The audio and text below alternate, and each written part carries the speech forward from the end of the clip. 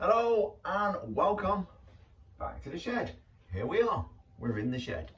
So, before we get started, Happy New Year, and I hope you all had a good Christmas and everything is good wherever you are in the world. So, what I'm basically going to do today on this video is promote my own stuff and give a shout out to a few other people I know who do YouTube or some interesting stuff.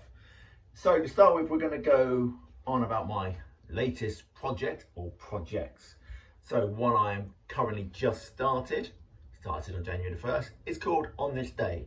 Now, I done a poll a few months ago and it was one of those which was quite highly voted. Well, it had a vote. Sadly, my poll wasn't the most popular poll on YouTube. I only had 3 votes and the one that came second was On This Day. So I thought I'd do it anyway, just to give it a go. Literally 5-minute videos max, and it's about stuff that happened on that particular day. So on January the 1st, it will have a few deaths, a few births, an event that happened on that day, and a fun fact, which may or may not be what you'd call fun. Anyway, that's On This Day, and like I say, it's only 5 minutes. Don't want to go on for too long.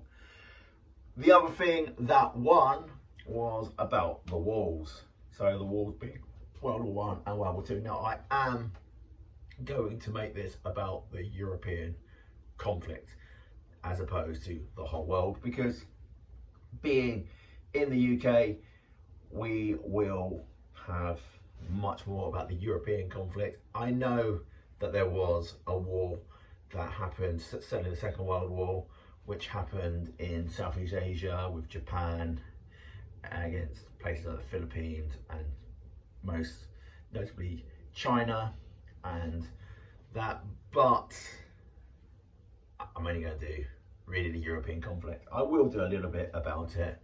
One of the fun facts, if you like, is in Europe we say World War II started in 1939, which probably was the start of the global conflict, but the beginning of the Japanese-Chinese war was earlier than that. So to say 1939 was a pin in the ground, that's where it had started. Nah, not really. Anyway, what we'll do there is we will cover the pre-war. And when I say the pre-war, we're going to go back to the mid 1800s, because this is the start really of when your ability to move about was much greater than it was before. Before then, you know, you were born in a town, you lived in a town, you moved to another street and you died in that town. That's basically how life was 200 years ago. Then the Industrial Revolution happened. You know, Britain has a big part to play in that, and then people were able to move about a lot easier. Steam trains came in and barges came in, so stuff was able to move about. It meant that people weren't just living so much in the cities. It was nice to go and live in a country where you got away from quite so much pollution.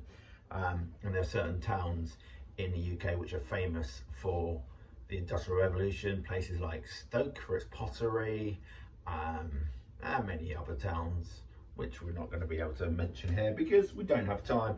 So we're going to look at the politics of the time, the nationalism which was certainly brewing up, the science as well, which also plays quite a key part. And we're going to stick with science a bit later on, but we'll get to that later. And then why World War I started. And trust me, it wasn't just about the assassination of Franz Ferdinand. It was very, we're going to start a war soon sort of thing.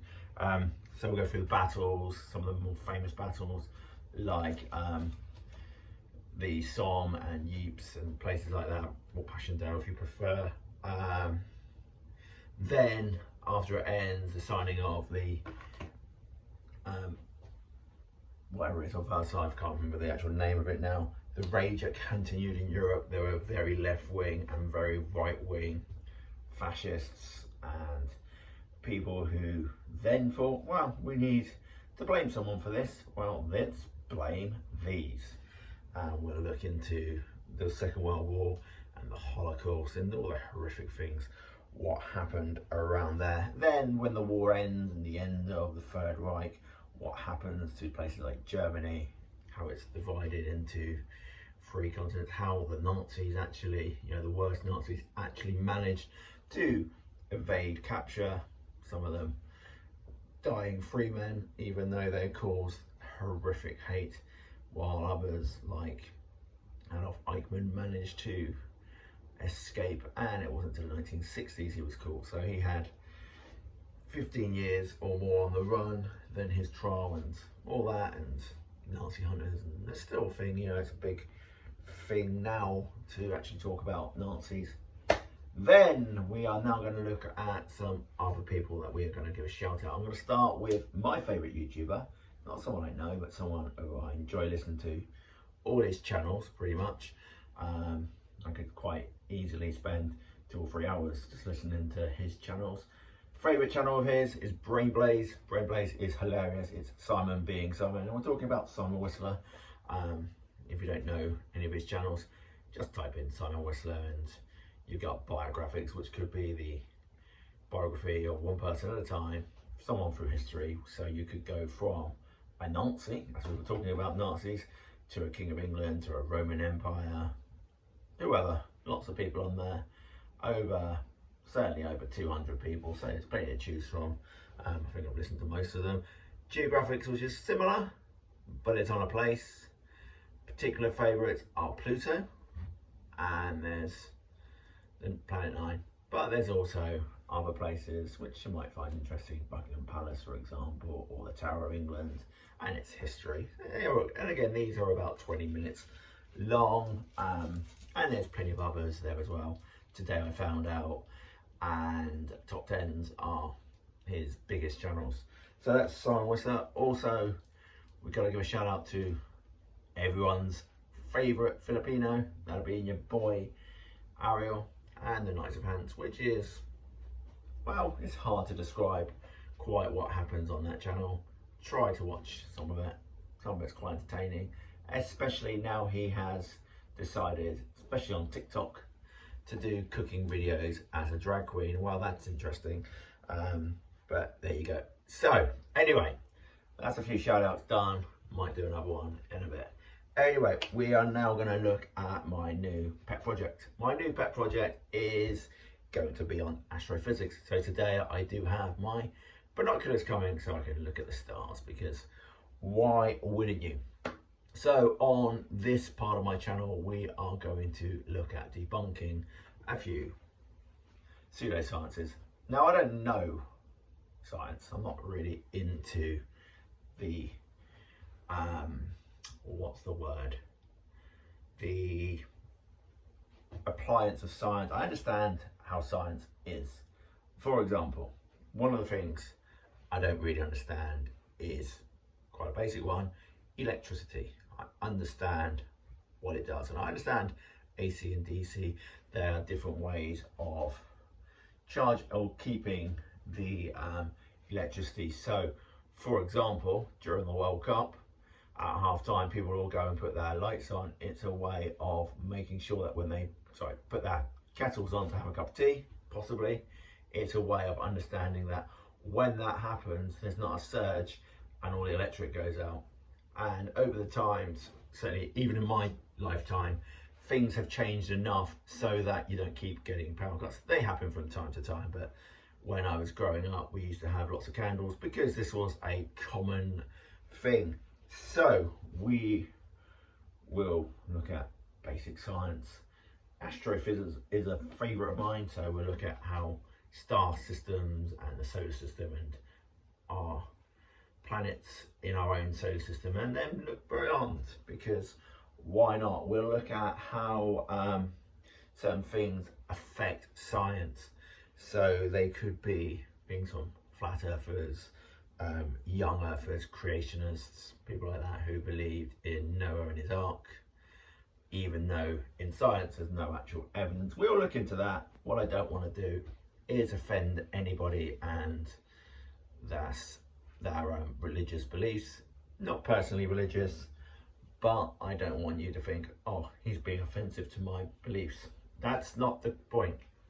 Okay, and if you believe in a young earth, then that's fine. You know, you can believe in that. If you want to believe the world is flat, that's fine, but I will show you the scientific proof without using science as to why flat earth isn't actually a thing and it's just a load of bullcrap, and how it was actually proved to be not real. And we'll have a look at how religious bias could affect science and how science actually works and what is science, and you know, how can you get the evidence so that you can say that this is a scientific fact and this is a theory.